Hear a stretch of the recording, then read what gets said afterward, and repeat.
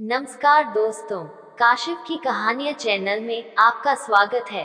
आज फिर से आई हूँ एक नई कहानी के साथ। आज की कहानी है आषाढ़ अमावस्या की व्रत कथा। तो चलिए सुनते हैं। हिंदू पंचांग के अनुसार आषाढ़ मास हिंदू वर्ष का चौथा महीना होता है। इस महीने की समाप्ति के बाद वर्षा ऋतु प्रारंभ होती है।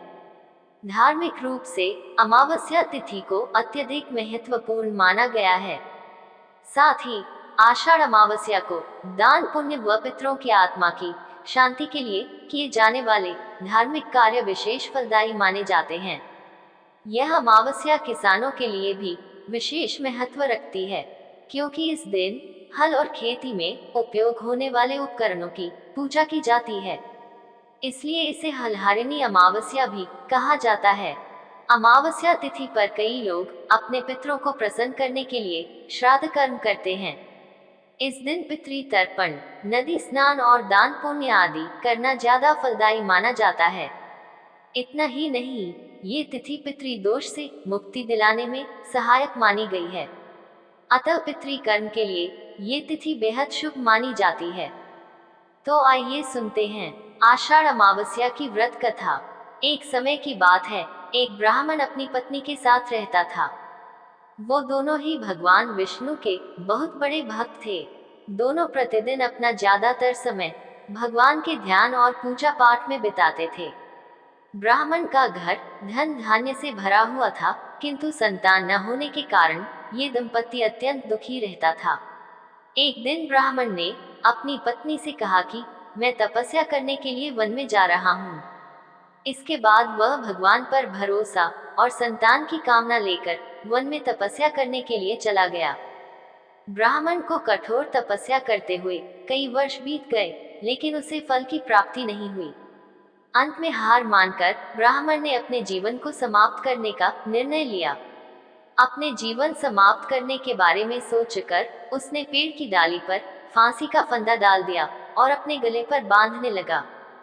तभी वहां पर सुख अमावस्या प्रकट होकर बोली, हे ब्राह्मण, तुम्हारे भाग्य में 7 जन्म तक कोई संतान नहीं लिखी है, किंतु मैं तुम्हें 2 कन्या का वरदान देती हूँ।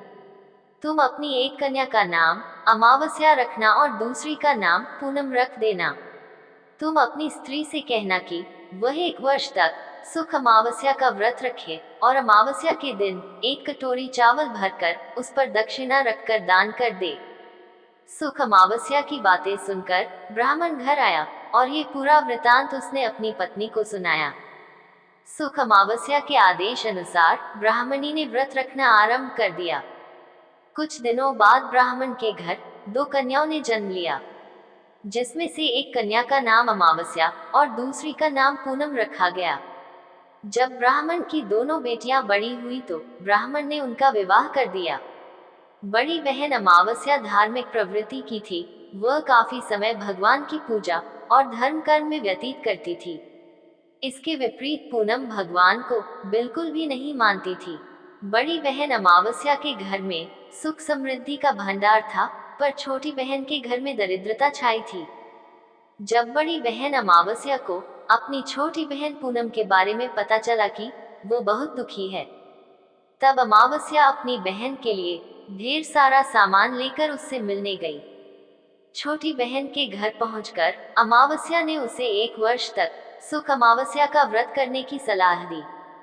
साथ ही अमावस्या ने व्रत को विधि पूर्वक करने के बारे में पूनम को बताते हुए ये भी कहा कि तुम 1 वर्ष तक सुख अमावस्या का व्रत करना और 1 कटोरे में चावल भरकर उसे दान कर देना। ऐसा करने से तुम्हारे सभी कष्ट दूर हो जाएंगे और घर में सुख समृद्धि आएगी। पूनम ने अपनी बहन की बात को मानते हुए बिल्कुल ऐसा ही किया, जिसके बाद 1 साल के भीतर पूनम का घर धन धान्य से भर गया और उसके घर एक बेटे ने जन्म लिया। इस प्रकार जो भी विधि पूर्वक सुख अमावस्या का व्रत करता है, उसके घर में सुख समृद्धि आती है। आइए जानते हैं कैसे करें आषाढ़ अमावस्या की पूजा विधि। इस दिन ब्रह्म मुहूर्त में उठकर किसी नदी, जलाशय या कुंड आदि में स्नान करें और सूर्य देव को अर्घ्य देने के बाद पितरों का तर्पण करें। इसके अलावा इस दिन पितरों की आत्मा की शांति के लिए उपवास करें। इस दिन घर के मंदिर की सफाई करें और वहां दीप जलाएं। आपको बता दें, इस दिन भगवान शिव की पूजा अर्चना करने का विशेष महत्व है। इसलिए घर के मंदिर में भगवान शिव की प्रतिमा स्थापित करें। इसके बाद आप भगवान शंकर की प्रतिमा को तिलक लगाकर उन्हें रोली, नैवेद्य, पुष्प, अक्षत, धूप, मिष्ठान, फल, पंचामृत आदि पूजा सामग्री अर्पित करें। पूजा सामग्री अर्पित करने के बाद आप आषाढ़ अमावस्या की व्रत कथा का श्रवण करें और आरती के साथ पूजा का समापन करें। पूजा के बाद आप फलाहार ग्रहण कर सकते हैं। व्रत का पारण अगले दिन भगवान की पूजा अर्चना के बाद ही करें। अमावस्या के दिन शाम को पीपल के पेड़ के नीचे सरसों के तेल का दीपक जलाएं और अपने पितरों का स्मरण करें। तो आइए अब जानते हैं आषाढ़ अमावस्या में क्या करें और क्या न करें। आषाढ़ अमावस्या के दिन दान पुण्य के कार्य जरूर करने चाहिए। कहते हैं कि इस दिन किए गए दान का पुण्य कई लाख गुना मिलता है। यही नहीं, मृत्यु के बाद मोक्ष की भी प्राप्ति होती है। इसके अलावा इस दिन किसी भी पवित्र नदी में स्नान करना भी शुभ माना जाता है। साथ ही इस दिन पीपल की पूजा का भी विशेष विधान है। आषाढ़ अमावस्या के दिन किसी भी महत्वपूर्ण वस्तु की खरीदारी या बिक्री भूलकर भी नहीं करनी चाहिए। साथ ही किसी भी निर्धन या याचक को अपने घर से खाली हाथ नहीं लौटाना चाहिए। इसके अलावा इस दिन किसी से भी कटु शब्दों का प्रयोग गलती से भी नहीं करना चाहिए। ना ही इस दिन मांस मदिरा का सेवन करना चाहिए। संभव हो सके तो इस दिन तिल के तेल के सेवन का भी परहेज करना चाहिए।